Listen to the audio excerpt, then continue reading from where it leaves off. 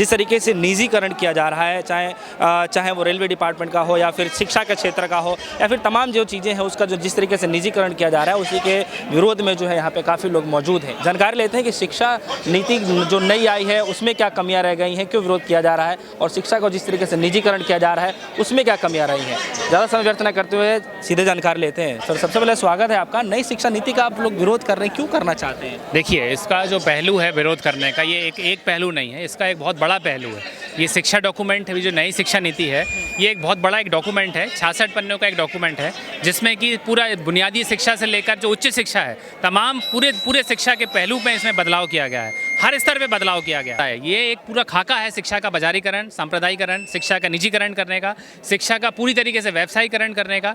इसको हमको समझते हुए हम इसका विरोध कर रहे हैं। हर कदम पे हमने देखा है, चाहे स्कूल एजुकेशन हो, जिस तरीके से सरकार इसमें कह रही है कि स्कूल को जो प्राइमरी एजुकेशन है, जो बेस है, प्री प्राइमरी एजुकेशन है, जो क्लास 2 तक होगी, 3 साल से लेकर 2nd क्लास तक के बच्चों का जो पूरा एजुकेशन होगा वो आंगनवाड़ी के हवाले कर दिया गया है। आप बताइए हमारे देश में आंगनवाड़ी की क्या हालात है? खुद आंगनवाड़ी जो स्थिति है वो आज अपना जैसे तैसे करके ICU में वो पड़ा हुआ है। उनकी जो कार्यकर्ता हैं आज भी प्रदर्शन कर रहे हैं, उनके कार्यकर्ताओं का मानदेय आज भी पूरा नहीं मिल पा रहा है। ऐसी एक जो संस्था है जो खुद इस तरीके की हालत में जी रहा है, इनके ऊपर अगर हम कहें कि इनको हम जिम्मेदारी दें कि क्लास 2 तक के बच्चों को आपको पढ़ाना है, तो ये कैसे संभव हो सकता है? क्या कभी भी संभव हो सकता है? इसकी आड़ में सरकार ने क्या किया, जो फॉर्मल एजुकेशन है, फॉर्मल एजुकेशन के लेवल को और भी कम कर दिया। और सब जानते हैं कि आंगनवाड़ी के हवाले भरोसे तो हम किसी को भेजेंगे नहीं। माँ बाप खुद भी जानते हैं आंगनवाड़ी में जाने से बच्चा पढ़ेगा नहीं, मजबूरन आपको कहाँ जाना पड़ेगा? प्राइवेट स्कूलों में। और प्राइवेट स्कूल जो फॉर्मली क्लास 1 से अपने जो बिजनेस शुरू करते थे, आज उनको मौका मिल गया कि 2 साल और पहले से अपना एजुकेशन में वो कमर्शलाइजेशन करे, स्कूलों में फीस लेना शुरू करे और अपना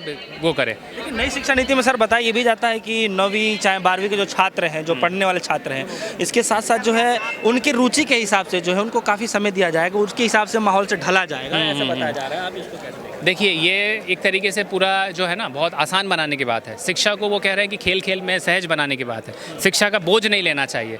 5वीं क्लास तक भी अगर आप देखोगे तो बैगलेस एजुकेशन की बात कर रही है। एक्टिविटी बेस्ड, खेल खेल में सीख जाओ, पढ़ लो, कुछ एक्टिविटी कर लो, कुछ गणित कर लो। बात है कि क्या एजुकेशन इतना ही सहज है? क्या इतना ही आसान बना देने से शिक्षा में जो बुनियादी ज़रूरतें हैं, जो बेस है एजुकेशन को, वो तैयार हो जाएगा?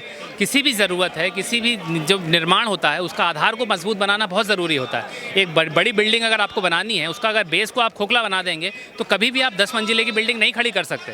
हायर एजुकेशन में इसी तरीके से अगर बच्चा जाएगा, कॉलेज एजुकेशन लेगा, ग्रेजुएशन करेगा, उसका अगर बुनियाद इतनी कमज़ोर हो जाएगी, जो 5वीं 10वीं क्लास तक बच्चा किताब नहीं देखता, जो खेल खेल में पढ़ के पास हो रहा है, वो आप सोच सकते हैं कि वो बच्चा कुछ आगे पढ़ पाएगा। दूसरी एक बात जो आप कह रहे थे कि जो आज सरकार कह रही है कि चॉइस ऑफ सब्जेक्ट आप ले सकते हैं, जो आप बोल रहे हैं कि आपका ज़रूरी नहीं है कि आप अगर साइंस स्ट्रीम के हैं तो आपको फिजिक्स भी लेना पड़ेगा या मैथ कॉमर्स भी लेना पड़ेगा। बात ऐसी नहीं है, इसको समझना पड़ेगा।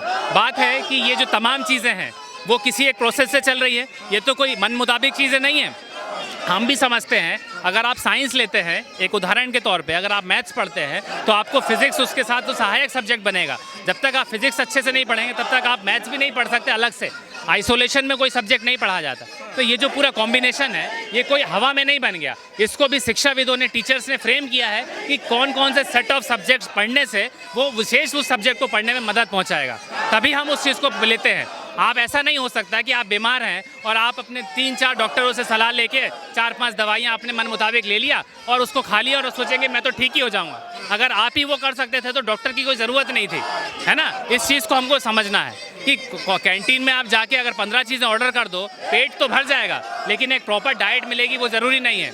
तो बात वही बना रहे हैं। सरकार बोल रही है कैफेटेरिया अप्रोच है, आप चुन लो, आप मैथ्स ले लो, आप गार्डनिंग ले लो, आप कुकिंग ले लो, आप हिंदी ले लो, मिला जुला के एक ग्रेड पूरा कर लो, आपको डिग्री दे देंगे। ये भी कह रहे हैं कि कभी भी एंट्री कर सकते हैं, निकल सकते हैं, तो इसका क्या? वही बातें हैं। बात है आज जो बोल रही है इतना सहज बनाने की बात कर रही है।